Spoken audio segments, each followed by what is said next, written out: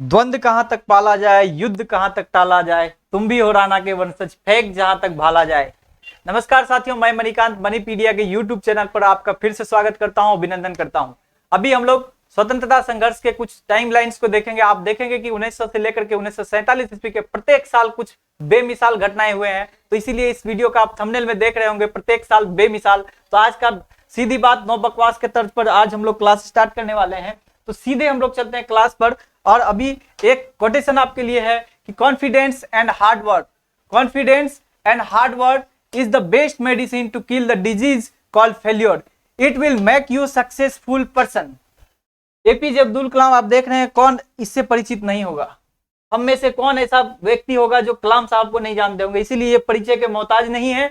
अब इनके कुछ बात को हम लोग यहाँ गौर से देखेंगे। Confidence and hard work, hard work आपकी सफलता का सबसे मूल मंत्र है। बिना परिश्रम के आप सफल नहीं हो सकते हैं, बिना कठिन परिश्रम के सफल नहीं हो सकते हैं। इनका कहना है, कलाम साहब कहते हैं कि आपको आत्मविश्वास लेकर चलना है, कॉन्फिडेंस लेकर चलना है, अपने अंदर कॉन्फिडेंस रखिए और मेहनत करते रहिए। मतलब confidence and hard work is the best medicine, यही सबसे बेस्ट मेडिसिन है, सबसे बड़ी दवाई है। किसके लिए? टू किल द डिजीज, मतलब उस बीमारी को खत्म करने के लिए। वो बीमारी क्या है? कॉल्ड फेल्योर, यानी असफलता नाम की बीमारी को जड़ से मिटाने के लिए सबसे बेस्ट दवाई है। तो वह है कॉन्फिडेंस बनाइए, हार्ड वर्क कीजिए, असफलता नाम की बीमारी आपसे दूर हो जाएगी। और ये कहते हैं it will make you successful person, यही आपको क्या बनाएगा? एक सफल इंसान बनाएगा। तो चलिए कलाम के इस कोटेशन के साथ, confidence and the hard work is the best medicine to kill the disease called failure, it will make you successful person. तो इसी के साथ करते हैं आज के क्लास की शुरुआत। आज के क्लास में हम लोगों ने बताया कि आज हम लोग क्या करेंगे, टाइमलाइन पर बात करेंगे। आज सीधी बात, नो बकवास होगी। आज टू दी पॉइंट हम लोग बात करेंगे, कैसे 1901 ईस्वी से स्टार्ट होंगे और 1947 ईस्वी तक जाएंगे। प्रत्येक साल कुछ महत्वपूर्ण घटना, प्रत्येक साल बेमिसाल। चलिए स्टार्ट करते हैं। कांग्रेस के अधिवेशन में पहली बार भाग लिया कौन? गांधी जी। अब यहां से मेरा शुरुआत हो जाता है, आप यहां देखते रहेंगे मेरे साथ। आज हम लोग टू दी पॉइंट केवल बात करेंगे। यह घटना है 1901 ईस्वी की। कब की घटना है? 1901 ईस्वी की। रेलवे कमीशन लॉर्ड कर्जन गठित करते हैं। यह शिक्षा से संबंधित शिक्षा आयोग है। यह क्या है? शिक्षा आयोग है। इसका स्थापना कौन करते हैं? लॉर्ड कर्जन करते हैं। 1902 ईस्वी की यह घटना है। हम लोग आज केवल टाइमलाइन को देखेंगे। 1902 ईस्वी की घटना है। इंडियन ओपिनियन प्रकाशित होता है। इंडियन ओपिनियन प्रकाशित, यहाँ तालब इसो देंगे। इंडियन ओपिनियन प्रकाशित होता है दक्षिण अफ्रीका से। कहां से? दक्षिण अफ्रीका से। कौन प्रकाशित करते हैं इंडियन ओपिनियन? किसकी रचना है यह? इसके संपादक कौन है? गांधी जी। कौन है? गांधी जी। आपको पता है ना, भारत के गांधी, महात्मा गांधी बनने से पहले दक्षिण अफ्रीका में इन्होंने रंगभेद की लड़ाई जीत कर आया था और वहां पर इन्होंने दक्षिण अफ्रीका में 1903 ईस्वी की घटना है, इंडियन ओपिनियन को प्रकाशित करते हैं दक्षिण अफ्रीका से। अभिनव भारत संस्था, बहुत इंपॉर्टेंट आपके लिए, आजकल बहुत चर्चा में रहते हैं वीर सावरकर। वीर सावरकर भी इसे कहते हैं, वीर सावरकर। इन्होंने 1857 की क्रांति को पहली बार प्रथम स्वतंत्रता संघर्ष कहा। ठीक है, तो आप देखें वीर सावरकर अभिनव भारत संस्था की स्थापना कब करते हैं? 1904 ईस्वी में। आप बताएंगे इस संस्था की स्थापना से पहले ये किससे जुड़ा हुआ था? मित्र मेला से। आप हमें बताएंगे मित्र मेला का गठन कब किया गया था? बंगाल विभाजन, ये 1905 ईस्वी की घटना है। बंगाल विभाजन 1905 ईस्वी की घटना है। अगर आप बात कर लें बंगाल विभाजन की, तो यहाँ 3 महत्वपूर्ण डेट को हम याद रखेंगे। बंगाल विभाजन में 3 महत्वपूर्ण डेट को हम याद रखने वाले हैं। पहला डेट होगा 19 या 20 जुलाई, 19 या 20 जुलाई 1905। क्या है भाई ये? तो ये बंगाल विभाजन की घोषणा होती है। क्या होती है? यहां केवल आप लिख लें घोषणा। बंगाल विभाजन की घोषणा होती है, लेकिन यह लागू कब होता है? 16 अक्टूबर को। 16 अक्टूबर 1905 ईस्वी को यह क्या होता है? लागू होता है। बंगाल विभाजन लागू होता है। इस बीच में एक क्या खाली रह गया? तो एक खाली रह गया, 7 अगस्त की घटना है। 7 अगस्त की घटना है। हम लोग बंगाल विभाजन के बारे में जब घोषणा किया गया कि बंगाल विभाजन किया जाएगा, लेकिन हुआ नहीं। अभी 16 अक्टूबर को बंगाल विभाजन लागू होगा। 19 या 20 जुलाई 1905 ईस्वी को जब गवर्नर जनरल कर्जन यह घोषित करते हैं कि बंगाल को विभाजित किया जाएगा, तो उसके विरोध में हम लोग 7 अगस्त को टाउन हॉल कोलकाता में एक मीटिंग होता है। उसी में हम लोग क्या करते हैं? स्वदेशी आंदोलन छेड़ देते हैं बंगाल विभाजन के विरुद्ध। तो स्वदेशी आंदोलन कब हो जाएगा? आपको यही फैक्ट यहां दिया हुआ, स्वदेशी आंदोलन। यहां आप लिख लेंगे 7 अगस्त। क्या है? 7 अगस्त 1905 ईस्वी की घटना है। ये कब का घटना हो जाएगा? ये भी 1905 ईस्वी का। टाइमलाइन के अकॉर्डिंग स्वदेशी आंदोलन भी 1905 ईस्वी का। मुस्लिम लीग का गठन, आप लोग इसके बारे में कई बार चर्चा कर चुके हैं। मुस्लिम लीग का गठन कब हुआ? 1906 ईस्वी में होता है। तो आप लोग इसे जल्दी से नोट कर लेंगे। ये 1901 का था। रेले कमीशन 1902 का था। इंडियन ओपिनियन 1903 ईस्वी में हुआ, मतलब प्रकाशित हुआ। दक्षिण अफ्रीका अभिनव भारत संस्था का गठन 1904 ईस्वी में। बंगाल विभाजन 1905 ईस्वी में। स्वदेशी आंदोलन 1905 ईस्वी में। और 1906 में मुस्लिम लीग का गठन होता है। तो आप इस टाइमलाइन को देखते चलेंगे और प्रमुख महत्वपूर्ण घटनाएं आपको याद रहेगी। सुना हुआ चीज आपको ज्यादा याद रहता है, इसलिए आप मेरे साथ सुनते रहें। नेक्स्ट स्लाइड पर हम चलते हैं आपको लेकर के। स्वराज शब्द को कांग्रेस ने कब स्वीकार किया? आप देखें, स्वराज शब्द को कांग्रेस ने 1906 में स्वीकार किया। अभी हम लोग पिछले क्लास अगर आप लोगों ने किया होगा तो उसमें भी आप लोगों को चर्चा मिला होगा। कांग्रेस के विभाजन की बात करें तो यह 1907 ईस्वी का सूरत अधिवेशन है। आप इसे याद रखेंगे, सूरत अधिवेशन है। सूरत अधिवेशन है। आप हमें कमेंट करके बताएंगे कि सूरत अधिवेशन की अध्यक्षता किसने किया था। सूरत अधिवेशन की अध्यक्षता किसने किया था जिसमें कांग्रेस का विभाजन हुआ? आप यहाँ में अध्यक्ष महोदय का आप नाम लिख के हमें कमेंट करेंगे। हमें आपके कमेंट का इंतजार रहेगा। मुजफ्फरपुर बम कांड 1908 ईस्वी की घटना है। आप बताएंगे मुजफ्फरपुर बम कांड से संबंधित कौन है? बिहार के, बंगाल के जो ये है, क्या नाम है इसका? खुदीराम बोस। क्या है? खुदीराम बोस। मुजफ्फरपुर बम कांड थोड़ा सा और इसमें जान लेंगे कि खुदीराम बोस किसको मारने के लिए? मुजफ्फरपुर के एक कुख्यात कौन थे? जज थे। और कुख्यात जज को खुदीराम बोस मारना चाह रहे हैं, वो है किंग्सफोर्ड। क्या नाम है जज का? किंग्सफोर्ड। किंग्सफोर्ड को मारने के लिए खुदीराम बोस, मतलब बम फेंकते हैं खुदीराम बोस और प्रफुल्ल चंद्र चाकी दोनों मिलकर के। तो खुदीराम बोस को इसमें अंतिम में फांसी होता है। वो डेट भी आप याद रखेंगे, 30 अप्रैल 1908 ईस्वी को। 30 अप्रैल 1908 ईस्वी को खुदीराम को फांसी में चढ़ा दिया जाता है। यह युवा है, 17-18 साल का मात्र युवा, जो पहली बार भारत की आजादी में के लिए फांसी के फंदे पर चढ़ गया। आप लोगों ने खूब सुना होगा, मुजफ्फरपुर जाई वो किंग्सफोर्ड मारी वो, माँ विदाई दाओ, एक बार विदाई दाओ गो माँ फिरे आसी। ये बंगाल के युवाओं को, बंगाल के नौजवानों के लिए ये गाना बन चुका था। और ये मुजफ्फरपुर बम कांड से जुड़ा हुआ कौन है? खुदीराम बोस। खुदीराम बोस की बलिदानी ने युवाओं में वो मतलब जोश भर दिया जो आजादी तक लोगों में बना रहा। इसके बाद बहुत सारे युवा भारत स्वतंत्रता आंदोलन में कूद कर आने लगे। तो खुदीराम बोस किंग्सफोर्ड की हत्या का प्रयास करते हैं, लेकिन वो लॉर्ड कैनेडी के इसमें चला जाता है बम। वो किंग्सफोर्ड को मार नहीं पाते हैं, लेकिन इस हत्या के प्रयास के आरोप में 30 अप्रैल को उन्हें फांसी दे दी जाती है। मार्ले मिंटो सुधार के बारे में आप लोगों ने खूब अच्छे से हमने बताया है। 1909 ईस्वी की घटना है। राजधानी परिवर्तन, ये राजधानी कहां से कहां परिवर्तन? ये राजधानी कलकत्ता से, आप लिख लेंगे, कलकत्ता से दिल्ली आया। देश की राजधानी कलकत्ता से दिल्ली आ गया। 1911 ईस्वी की घटना है। ये कब है? 1911 ईस्वी की। आपको याद होगा घटना, 1911 ईस्वी में जॉर्ज पंचम भारत की यात्रा किए हैं और उसी में दिल्ली दरबार का आयोजन हुआ। इसमें 3 महत्वपूर्ण घटना हुई। बंगाल विभाजन वापस लिया गया है, यह भी 1911 का घटना है। बंगाल विभाजन वापस लिया गया। बंगाल से बिहार जो है बंगाल से पृथक राज्य बना 1911 में, लेकिन यह गठित कब हुआ? 1 अप्रैल 1912 ईस्वी को। तो आपने अगर नोट कर रहे हो आप मेरे साथ, तो जल्दी जल्दी नोट करते चलिए। यहाँ आप 1906 की घटना, स्वराज को ग्रहण किया कांग्रेस विभाजन 1907 में, मुजफ्फरपुर बम कांड 1908 में, मार्ले मिंटो सुधार 1909 ईस्वी में, राजधानी परिवर्तन 1911 ईस्वी में, बंगाल विभाजन 1911 में वापस ले लिया गया, बिहार एक पृथक राज्य बना 1912 ईस्वी में। आप इसे नोट करें या फिर अभी स्क्रीनशॉट लेते हैं तो स्क्रीनशॉट ले लीजिए। फिर हम लोग चलते हैं आपको नेक्स्ट स्लाइड पर, क्योंकि आज मेरा जो क्लास है यह सीधी बात, नो बकवास पर होने वाली टू द पॉइंट क्लास है। गदर पार्टी, आप लोगों ने सुना होगा, यह गदर पार्टी 1913 से संबंधित है। गदर पार्टी के संस्थापक कौन है? लाला हरदयाल है। कौन है? लाला हरदयाल। लाला हरदयाल। आप हमें कमेंट करके बताएंगे गदर पार्टी का गठन कहां किया गया था। चलिए हम बता देते हैं आपको, सैन फ्रांसिस्को में। कहां किया गया था? San Francisco. सैन फ्रांसिस्को आज के यूएसए में पड़ता है, मतलब अमेरिका का वह क्षेत्र है सैन फ्रांसिस्को। लाला हरदयाल के द्वारा गदर पार्टी आंदोलन, इसे समझिए। गदर पार्टी की स्थापना 1913 ईस्वी में। तिलक जेल से बाहर निकले 1914 ईस्वी में। कौन सा जेल में थे भाई? तो ये थे मांडले जेल में। कौन में? मांडले जेल, लिख लेंगे। मांडले जेल में कौन थे? तिलक कब से कब तक? ये 6 वर्ष का जेल सजा काटा था। 1908 से 1914 तक लिख लेंगे कि जेल में रहे।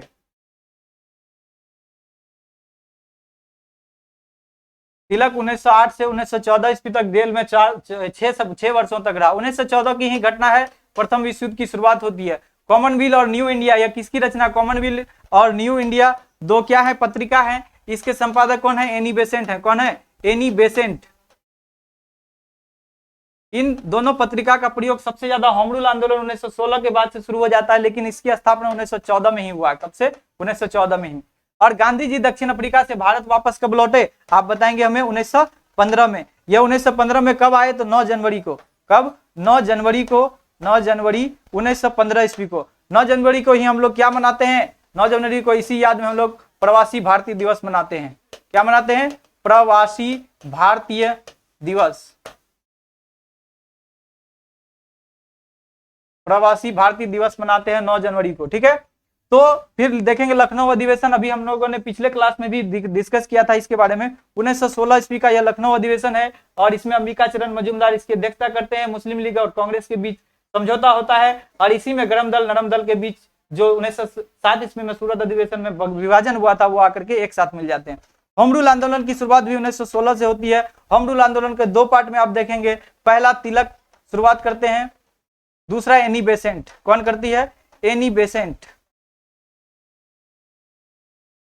आपको अगर कभी क्रोनोलॉजी सजाने में दे दिया जाए तो तिलक करते हैं अप्रैल से। तिलक करते हैं अप्रैल 1916 से और इनका जो शुरुआत होता है सितंबर 1916 से। ठीक है, तो ये आपका टाइमलाइन था। आप अगर मेरे साथ नोट करें तो नोट करते चलें, फटाफट आपका रिवीजन भी हो रहा है। गदर पार्टी आंदोलन 1913 ईस्वी जेल से बाहर आए। तिलक 1914 ईस्वी। प्रथम विश्व युद्ध 1914 ईस्वी। कॉमनवेल्थ और न्यू इंडिया 1914 से प्रकाशित होना शुरू हुआ। 1915 ईस्वी में गांधी जी वापस आए। कब? 9 जनवरी 1915 ईस्वी को गांधी जी का वापस आ गए। ठीक है, उसके बाद आप देखेंगे कि 1916 ईस्वी की बात है लखनऊ अधिवेशन, 1916 ईस्वी की बात है होम रूल आंदोलन। इसे भी आप जल्दी से नोट करें या स्क्रीनशॉट ले सकते हैं।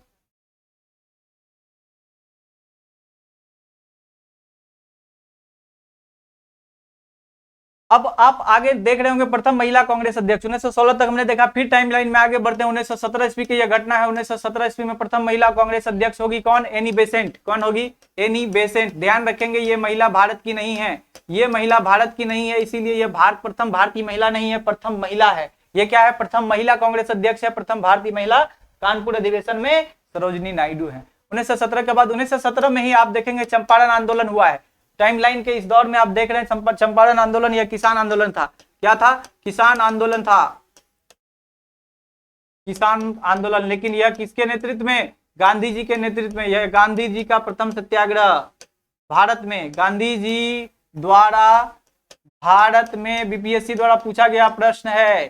गांधी जी द्वारा भारत में प्रथम सत्याग्रह की शुरुआत गांधी जी भारत में कहां करते हैं? अपने बिहार की धरती से। अपने बिहार की गौरवमयी धरती चंपारण से शुरुआत होती है गांधी जी के महात्मा गांधी का सफर। और गांधी मोहनदास करमचंद गांधी से यहीं से इसी आंदोलन के बाद मतलब चंपारण सत्याग्रह के ठीक जस्ट बाद आप देखेंगे ये रविन्द्रनाथ टैगोर उसे महात्मा कह के पुकारते हैं। तो इसी सत्याग्रह का देन है कि गांधी जी का नाम महात्मा से जुड़ जाता है और वो महात्मा गांधी हो जाते हैं। वो महात्मा देने वाले भी हम बिहारी हैं। हसन इमाम की बात करें तो 1918 ईस्वी का एक विशेष अधिवेशन, 1918 का विशेष अधिवेशन आप लिख लेंगे। 1918 में विशेष अधिवेशन हुआ बंबई में। विशेष अधिवेशन, मैंने इसे इसलिए इंक्लूड किया, ये बिहार से संबंधित है। हसन इमाम साहब 1918 ईस्वी में कांग्रेस का अध्यक्षता किए हैं। विशेष अधिवेशन है। एक बात और याद रखेंगे, हसन इमाम 1918 ईस्वी में पहला व्यक्ति था। 1918 में ही लिख लीजिए मेरे साथ, 1918 में ही इसने क्या किया? मुस्लिम लीग की भी अध्यक्षता की। मुस्लिम लीग, एकमात्र व्यक्ति जो एक ही वर्ष में कांग्रेस और मुस्लिम लीग दोनों मुस्लिम लीग की भी अध्यक्षता किए। आप याद रखेंगे, महत्वपूर्ण फैक्ट है आपके लिए। एग्जाम में कहीं घुसा हुआ आपको नजर आ सकता है, आपको लगेगा कहां से उठा लिया गया।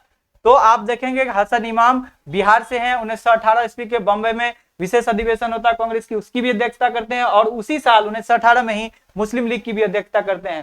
पूरे भारत की स्वतंत्रता संघर्ष में एकमात्र व्यक्ति जिन्होंने एक ही वर्ष में कांग्रेस का भी अध्यक्षता किया और मुस्लिम लीग का भी अध्यक्षता किया वो है हसन इमाम साहब। ऐसा कैसे हो सका जब कांग्रेस मुस्लिम लीग से अलग चलता था? 1916 में अभी 1916 की बात हम लोगों ने देखा ना, लखनऊ अधिवेशन में मुस्लिम लीग और कांग्रेस के बीच समझौता हो जाता है, इसीलिए 1918 में आकर के हसन इमाम साहब समझौता वाला मुस्लिम लीग के साथ अध्यक्षता करते हैं, इसलिए इसमें कांग्रेस को कोई दोहराई नहीं है।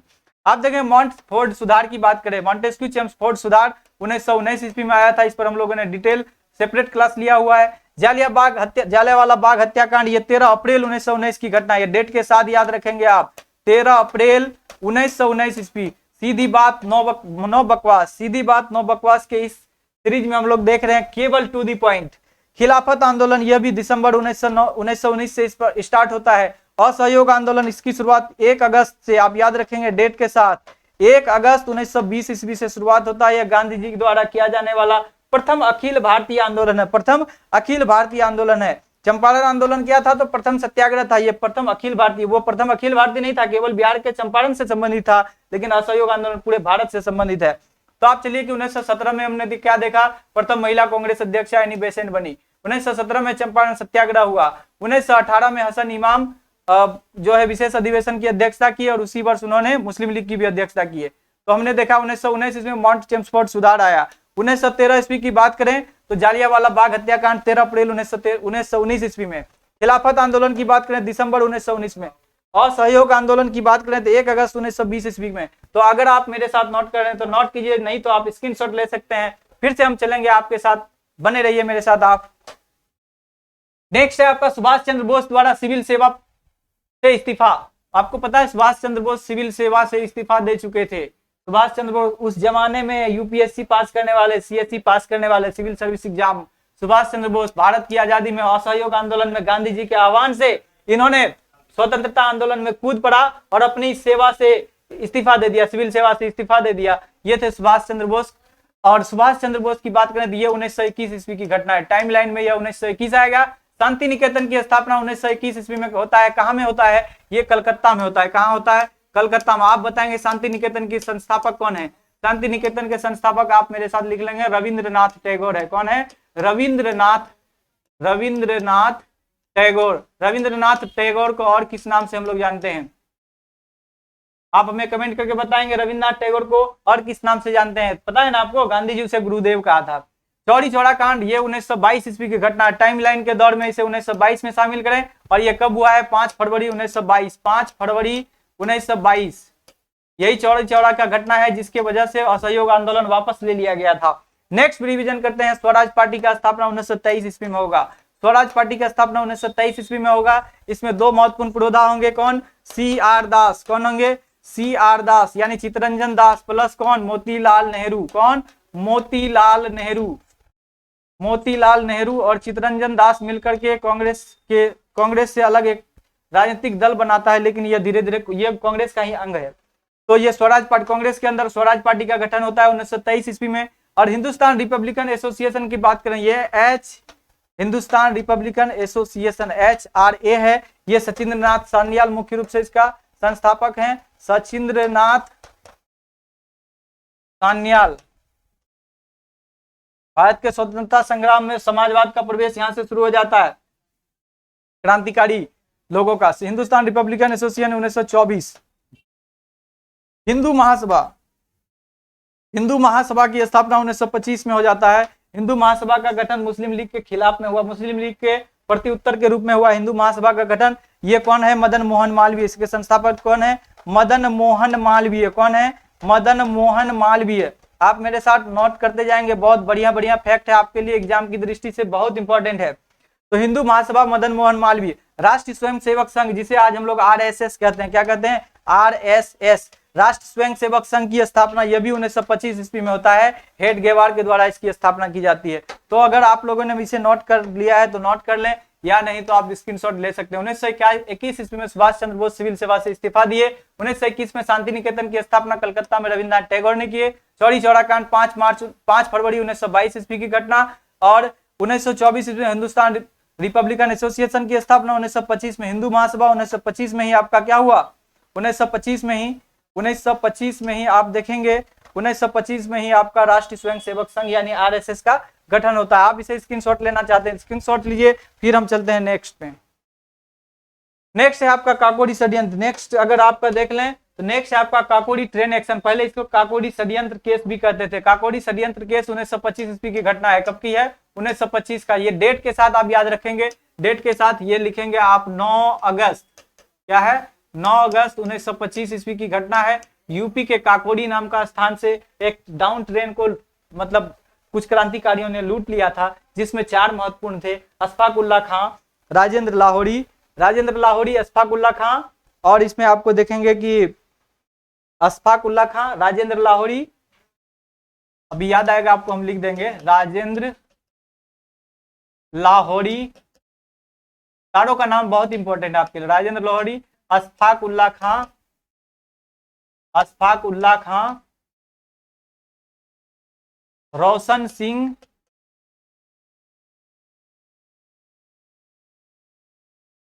राजेंद्र लाहौरी, अशफाक उल्लाह खां, रोशन सिंह, और एक है इसमें आपका, अभी आपको लिख देते हैं अगर याद आ रहा है तो 4 लोग इसमें इससे संबंधित हैं। और 9 अगस्त 1925 ईस्वी की घटना है। काकोरी इसको षड्यंत्र कहते थे, लेकिन अब यूपी सरकार इसका नाम बदल के काकोरी ट्रेन एक्शन कर दिया गया है। ये भी आपका अपडेटेड वर्जन है, आप इसे नोट करना ना भूलें।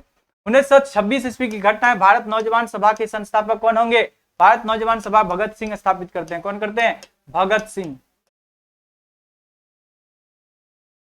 उसके बाद साइमन कमीशन का गठन 1927 में होता है। आपको पता है 7 के 7 सदस्य अंग्रेज थे, इसलिए इसे श्वेत कमीशन कहते हैं। इसी साइमन कमीशन के विरोध में यह साइमन कमीशन 1927 में गठित होती है, लेकिन भारत फरवरी 1928 में आती है। और इस साइमन कमीशन के आगमन पर काला झंडा हम लोग दिखाते हैं, गो बैक साइमन के नारे लगाते हैं। तो इसमें से इसी विरोध के क्रम में पंजाब में जब यह विरोध का नेतृत्व लाला लाजपत राय कर रहे थे, इसकी मृत्यु 1928 में इसी में पुलिस के द्वारा चोट से, पुलिस हिरासत में लिए जाने से चोट से 2-3 दिन बाद इसकी मृत्यु हो जाती है। तो लाला लाजपत राय की मृत्यु 1928 से संबंधित है। और HRSA यानी हिंदुस्तान सोशलिस्ट रिपब्लिकन एसोसिएशन, आप लिख लेंगे Hindustan socialist Republican association. Hindustan socialist Republican association की स्थापना यह भी 1928 में होता है। फिरोज शाह कोटला मैदान दिल्ली में। फिरोज शाह कोटला मैदान का जो स्टेडियम है ना, उसका नाम बदल के कर दिया गया अरुण जेटली स्टेडियम। मैदान का नाम आज भी फिरोज शाह कोटला मैदान है, लेकिन फिरोज शाह कोटला स्टेडियम का नाम बदल के अरुण जेटली स्टेडियम कर दिया गया है, आप याद रखेंगे। लाहौर अधिवेशन 1929 ईस्वी में, यह अधिवेशन आप सभी जानते होंगे। लाहौर अधिवेशन 1929 ईस्वी का है, जिसकी अध्यक्षता कौन की है? पंडित नेहरू की हैं। पंडित नेहरू इसकी अध्यक्षता की हैं। और इसके बारे में आप क्या जानते हैं? इसमें पूर्ण स्वतंत्रता की मांग की गई, पूर्ण स्वतंत्रता का जो है घोषणा किया गया 1929 के लाहौर अधिवेशन में, ठीक है। उसके बाद देखेंगे सविनय अवज्ञा आंदोलन कब से स्टार्ट हुआ? 1930 ईस्वी में सविनय अवज्ञा आंदोलन 6 अप्रैल 1930 में। और इसमें देखेंगे दांडी यात्रा हुआ, 24 मार्च से स्टार्ट होगा, 6 मार्च तक दांडी यात्रा, 6 अप्रैल तक, 24 मार्च से 6 अप्रैल तक दांडी यात्रा चलेगा। और ये 1930 ईस्वी में 6 अप्रैल से स्टार्ट हो जाएगा क्या? सविनय अवज्ञा आंदोलन। तो इसको आप लोग नोट कर रहे हैं तो जल्दी जल्दी नोट कीजिए या फिर इसका स्क्रीनशॉट ले लीजिए। 1926 में नौजवान सभा, 1927 में साइमन कमीशन, 1928 में लाला लाजपत राय की मृत्यु, 1928 में हिंदुस्तान सोशलिस्ट रिपब्लिकन एसोसिएशन की स्थापना, 1929 ईस्वी में लाहौर अधिवेशन, 1930 ईस्वी में आपका क्या हो जाता है? सविनय अवज्ञा आंदोलन। तो आप इसे स्क्रीनशॉट ले सकते हैं। फिर हम लोग चलेंगे प्रथम गोलमेज सम्मेलन का आयोजन। प्रथम गोलमेज सम्मेलन का आयोजन 1930 ईस्वी में होगा साइमन कमीशन के सिफारिश पर, और गांधी इरविन पैक्ट होगा 1931 ईस्वी की घटना है। यह 5 मार्च 1931 ईस्वी को आप डेट के साथ याद रखेंगे। 5 मार्च 1931 ईस्वी को गांधी इरविन पैक्ट होता है। इसी के तहत हम लोग ये फैसला लेते हैं कि द्वितीय गोलमेज सम्मेलन में गांधी जी को भेजा जाएगा कांग्रेस के प्रतिनिधि के रूप में। तो द्वितीय गोलमेज सम्मेलन का आयोजन मतलब 1931 ईस्वी में होता है। दिसंबर में गांधी जी जाते हैं, लेकिन खाली हाथ वापस लेकर के वापस आते हैं और सविनय अवज्ञा आंदोलन पुनः शुरुआत किया जाता है। पूना पैक्ट 1932 ईस्वी की घटना है। आप जानते होंगे कि द्वितीय गोलमेज सम्मेलन से वापस आने के बाद पंडित BR अम्बेडकर अनुसूचित जातियों के लिए जब आरक्षण की बात मांग करने लगे, उसे यह आरक्षण देने का आश्वासन भी दे दिया गया, मतलब पृथक निर्वाचन का आश्वासन दे दिया गया। तो पूना पैक्ट 1932 ईस्वी में होता है। पूना पैक्ट 1932 ईस्वी में होता है। और आपको CDPO का एग्जाम में ये इसका डेट पूछ लिया गया था, आप याद रखें 24 सितंबर को। कब? 24 सितंबर 1928 को, सॉरी 1932 को ये पैक्ट यानी साइन किया गया है। किसके किसके बीच? गांधी और अंबेडकर के बीच। आप लिख लेंगे Gandhi plus Ambedkar. Poona pact Gandhi plus Ambedkar के बीच हुआ था। कब हुआ था? 1932 में, 24 सितंबर 1932 में। श्वेत पत्र 1933 में जारी होता है, जिसमें यह बताया जाता है कि हिंदुओं के बीच जो अनुसूचित जाति जनजाति होंगे उसे पृथक निर्वाचन दिया जाएगा, जिसका विरोध हम लोग करते रहे। सविनय अवज्ञा आंदोलन समाप्त हो गया कब? 1934 ईस्वी में। सविनय अवज्ञा आंदोलन मुख्य रूप से आप डेट के साथ याद रखना चाहें तो 7 अगस्त 1934 ईस्वी को सविनय अवज्ञा आंदोलन पूरी तरह से समाप्त कर दिया गया। कांग्रेस सोशलिस्ट पार्टी का गठन 1934 ईस्वी की ही घटना है। कांग्रेस सोशलिस्ट पार्टी का गठन की शुरुआत का जो हुआ था वो बिहार में हुआ था, और अंजुमन इस्लामिया कॉलेज से 1931 ईस्वी में पहली बार सोशलिस्ट पार्टी का गठन हुआ। और सोशलिस्ट पार्टी जब कांग्रेस में मिल गई तो 1934 में यह आकर कांग्रेस में शामिल हो जाता है। ये इसका प्रयास रहता है कांग्रेस के अंदर ही समाजवाद को प्रवेश कराया जाए, इसीलिए कांग्रेस का यह अंग बन जाता है कांग्रेस सोशलिस्ट पार्टी 1934 ईस्वी में। आप मेरे साथ इसे नोट करें तो नोट कीजिए या फिर इसे स्क्रीनशॉट ले लीजिए। तो आपका ये था आपका कांग्रेस सोशलिस्ट पार्टी। ठीक, तो 1931 ईस्वी में द्वितीय गोलमेज सम्मेलन, 1932 में पूना पैक्ट हुआ, 1933 में श्वेत पत्र, 1900 आपका जो है 34 में सविनय अवज्ञा आंदोलन समाप्त हुआ। 1934 की ही घटना है, 1934 की ही घटना है। आप कांग्रेस सोशलिस्ट पार्टी का गठन भी होता है। नेक्स्ट हम लोग चलेंगे भारत शासन अधिनियम 1935 वाला बात कर रहे हैं हम लोग। भारत शासन अधिनियम 1935 में आया, इसके बारे में हम लोग डिटेल में पढ़ चुके हैं। आप अगर अभी तक वीडियो नहीं देखें तो आप पीछे जाकर के देखिए, मॉन्टेस्क्यू चेम्सफोर्ड सुधार और भारत शासन अधिनियम 1935 का एक सेपरेट वीडियो बना हुआ है। अखिल भारतीय किसान सभा का गठन 1936 में होगा। अखिल भारतीय किसान सभा का गठन कब होगा? 1936 में। बिहार के नेता, किसान नेता बिहार के हैं, ये अखिल भारतीय स्तर पर भी किसान नेता का सबसे महत्वपूर्ण मतलब नेता के रूप में गिने जाते हैं। यह है आपके स्वामी सहजानंद सरस्वती। स्वामी सहजानंद सरस्वती। आपसे सीधा पूछा जा सकता है स्वामी सहजानंद का संबंध किससे है, तो वो किसान आंदोलन से। किससे है? स्वामी सहजानंद सरस्वती।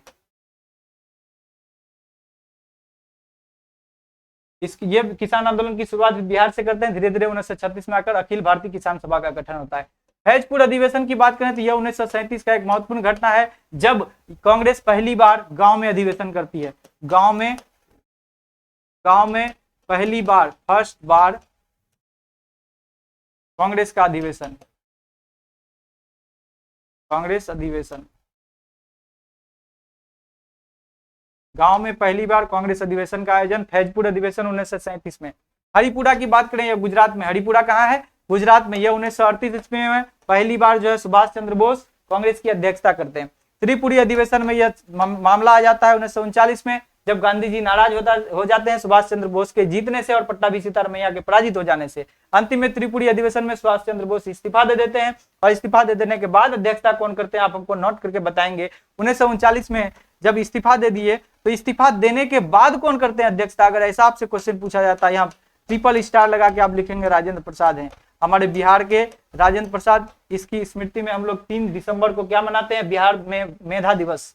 राजेंद्र प्रसाद। तो अधिवेशन की अध्यक्षता कौन करते हैं? राजेंद्र प्रसाद करते हैं। व्यक्तिगत सत्याग्रह की शुरुआत 1940 ईस्वी में गांधी जी के द्वारा किया गया, और गांधी जी पहला व्यक्तिगत सत्याग्रही के रूप में चुना विनोबा भावे को। दूसरा सत्याग्रही भी आपके पंडित जवाहरलाल नेहरू। तीसरे सत्याग्रह का नाम पिछले बार दरोगा में पूछ लिया गया। तीसरे सत्याग्रही थे ब्रह्मदत्त। मुस्लिम लीग और पृथक निर्वाचन की मांग, पृथक पाकिस्तान की मांग 1940 की घटना यह भी है। 1940 में मुस्लिम लीग का जो है लाहौर में अधिवेशन होता है। कहाँ में? लाहौर में अधिवेशन होता है, और लाहौर से मुस्लिम लीग की इसकी अध्यक्षता मोहम्मद अली जिन्ना करते हैं। इसमें यह घोषणा किया जाता है कि हमें पृथक पाकिस्तान चाहिए। ठीक है, मुस्लिम लीग पहली बार पृथक पाकिस्तान का प्रस्ताव कब पारित करता है? 1940 ईस्वी में। कहां पर? तो लाहौर अधिवेशन में। अध्यक्षता कौन करते हैं? मोहम्मद अली जिन्ना करते हैं। तो व्यक्तिगत सत्याग्रह 1940 में, पृथक पाकिस्तान की मांग भी 1940 के लाहौर अधिवेशन से। तो चलिए, आप इसे नोट किए तो नोट कर लीजिए, या फिर स्क्रीनशॉट लेना चाहते हैं तो स्क्रीनशॉट लीजिए। फिर हम चलते हैं आगे। आप थके नहीं, आप रुके नहीं, बस मेरे साथ चलते रहें। जब तक मैं नहीं थक रहा हूं आप नहीं थकेंगे। आज की क्लास जैसा कि आपको मालूम है, यह सीधी बात, नो बकवास, सीधी टू द पॉइंट की क्लास है। तो आप देखेंगे सुभाष चंद्र बोस कलकत्ता से बर्लिन चले गए। कलकत्ता से बर्लिन गए, भाग गए, सीधे लिखिए भाग कर। कैसे गए? भाग कर। कलकत्ता जेल में बंद रखा गया है, इसे नजरबंद रखा गया था कलकत्ता में, और यह छुप कर, अंग्रेजों की नजर से छुप कर सुभाष चंद्र बोस कलकत्ता से निकलते हैं, और अफगानिस्तान के रास्ते होते हुए यह धीरे धीरे रूस पहुंचते हैं। रूस से फिर यह जर्मनी पहुंच जाता है। तो मास्को से जर्मनी यानी बर्लिन, यह कहाँ है? बर्लिन जर्मनी में है। तो सुभाष चंद्र बोस कलकत्ता से बर्लिन जाते ही 1941 ईस्वी की घटना है। कब है? 1941 ईस्वी को। वहीं में जर्मनी में जाकर इसकी मुलाकात हिटलर से होती है। हिटलर पहली बार इसे नेताजी कह के पुकारते हैं, ठीक है। और ये बर्लिन से ही बर्लिन रेडियो स्थापित करते हैं, वहां से भारतीयों में राष्ट्रवाद का जो है प्रचार करने का प्रयास करते हैं। फिर उसके बाद ये आते हैं जापान से सिंगापुर में आकर के रास बिहारी बोस द्वारा स्थापित आजाद हिंद फौज में शामिल होते हैं। आजाद हिंद फौज का सेनापति नियुक्त होता है, आजाद हिंद सरकार की गठन करता है। आजाद हिंद सरकार फिर भारत आएंगे, इसके बारे में हम लोग डिटेल जब पढ़ेंगे उसमें जाएंगे। आज सीधी बात, नो बकवास। रविंद्रनाथ टैगोर का निधन, आप देखेंगे कि यह भी हमने 1941 ईस्वी में एक महान पुरोधा को खो दिया। रविंद्रनाथ टैगोर 1941 ईस्वी में हमारे बीच से गुजर गए। भारत छोड़ो आंदोलन की बात करें तो यह 1942 ईस्वी का घटना है। 1942 ईस्वी का में भी अगर बात आपसे पूछे डेट के साथ तो यह है 8 अगस्त। क्या है? 8 अगस्त। इसीलिए इसको हम लोग अगस्त क्रांति भी कहते हैं। इसको क्या कहते हैं? अगस्त क्रांति भी कहते हैं। कहीं कहीं 9 अगस्त दिया जाएगा, तो आप इसमें ऑप्शन जब भी रहेगा आपको 8 अगस्त रहेगा। शुरुआत होगा 9 अगस्त से, 8 अगस्त को इसकी घोषणा हो जाती है और 9 अगस्त के सुबह में ही सभी महत्वपूर्ण नेताओं को जेल में ठूस दिया जाता है। आजाद हिंद फौज का गठन कब होगा? तो आजाद हिंद फौज का गठन की बात करेंगे तो 1942 में होगा। और कौन करेंगे? रास बिहारी बोस। कौन करेंगे? रास बिहारी बोस।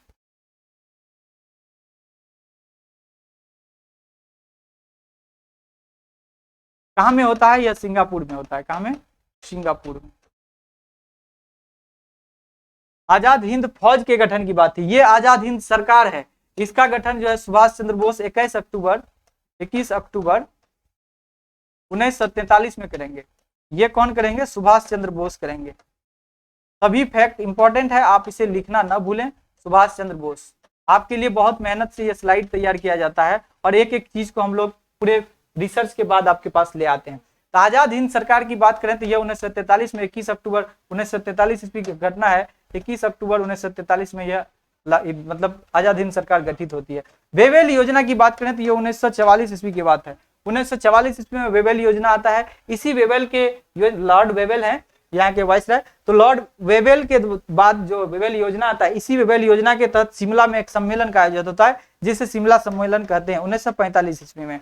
लेकिन यहाँ कुछ सोल्यूशन नहीं हो पाता। ये इसका प्रयास क्या है? वेवेल योजना का मुस्लिम लीग और कांग्रेस के बीच मतभेद को दूर करने का प्रयास कर रहे हैं, लेकिन इसमें इसे सफलता नहीं मिलती है। तो घटना है सुभाष चंद्र बोस कोलकाता से बर्लिन गए 1941 ईस्वी में। रविन्द्रनाथ टैगोर का निधन हुआ 1941 ईस्वी में। और भारत छोड़ो आंदोलन जो स्टार्ट हुआ वो 8 अगस्त 1942 ईस्वी को।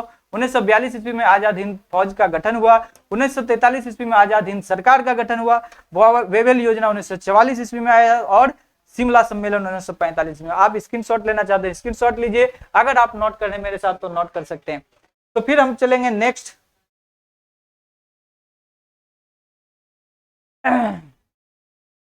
थक्कड़ न बैठे मंजिल के मुसाफिर, मंजिल भी मिलेगी और मिलने का मजा भी आएगा। इसीलिए आप मेहनत करते रहे। अभी आपने देखा ना, confidence and hard work is the best medicine to kill the disease called failure. आप मेरे साथ बने रहिए कॉन्फिडेंस के साथ और हार्ड वर्क करने के लिए तैयार रहिए। कैबिनेट मिशन की बात करें तो कैबिनेट मिशन आपका आ जाता है। कैबिनेट मिशन आपका आएगा 1946 ईस्वी की घटना है। आप लिखेंगे इसमें 24 मार्च। कब? 24 मार्च 1946 ईस्वी को कैबिनेट मिशन का भारत में आगमन होता है। और इसी कैबिनेट मिशन के द्वारा हम संविधान सभा का गठन करेंगे। इसी कैबिनेट मिशन के द्वारा भारत में अंतरिम सरकार की गठन होगी। इसी कैबिनेट के मिशन के बाद हम लोग संविधान निर्माण शुरू कर देते हैं। तो भारत में संविधान सभा का गठन भी 1946 ईस्वी में। भारत में अंतरिम सरकार 2 सितंबर, आप याद रखेंगे इसको, ये 2 सितंबर है। 2 सितंबर 1946 ईस्वी में अंतरिम सरकार का गठन हो जाता है, जिसके प्रधानमंत्री पंडित नेहरू बनाए जाते हैं। इटली की घोषणा होती है। ये इटली घोषणा करते हैं 1947 में आकर के। 1946 में इटली की घोषणा आती है। क्लीमेंट इटली ये प्रधानमंत्री बनते हैं ब्रिटेन के। ब्रिटेन के प्रधानमंत्री जैसे ही बन के ये आते हैं तो इनका कहना है कि जून 1948 में, इनका कहना है कि हमने जून 1948 में भारत को स्वतंत्र कर देना है। मतलब मैं जून 1948 तक भारत को स्वतंत्र कर दूंगा।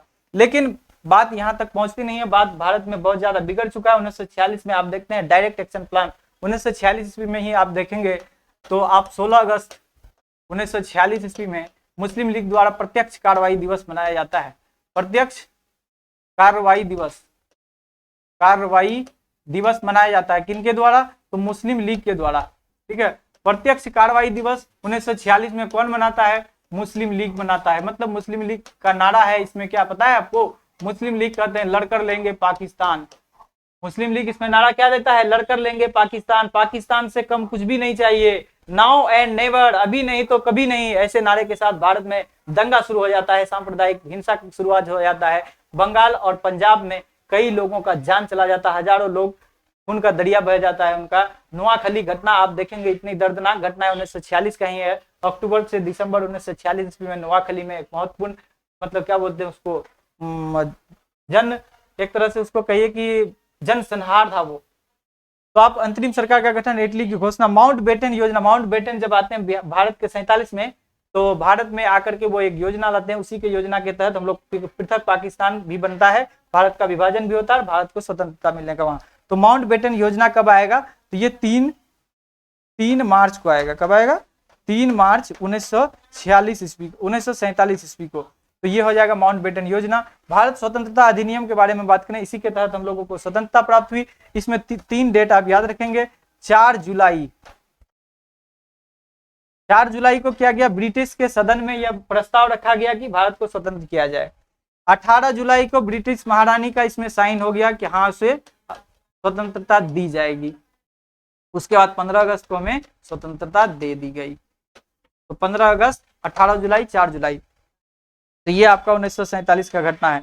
तो हम लोग अब देश को आजाद कर चुके हैं और अब आप क्लास से भी आजाद होने वाले हैं। तो चलिए, आपको यहाँ अगर आप नोट कर रहे हैं तो नोट कीजिए, या नहीं तो इसे आप स्क्रीनशॉट ले लीजिए।